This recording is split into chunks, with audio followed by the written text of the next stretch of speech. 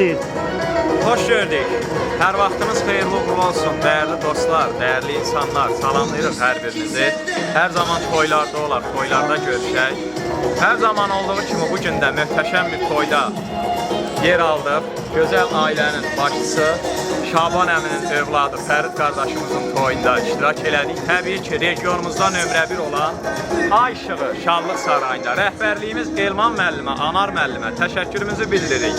Hər zaman izləmədə qalın. Həqiqətən xəyamlar, personal, burada hər şey çox gözəl, mükəmməl, yüksək səviyyədədir. Minnətdarıq var, onun izləmədə qalın. Şaban ata, sözünüz varsa buyurun. Hoş geldiniz. Hoş günlere gelelim. Hoş günlərinizə gələk. Allah balanızı xoşbəxt eləsin. Var olun.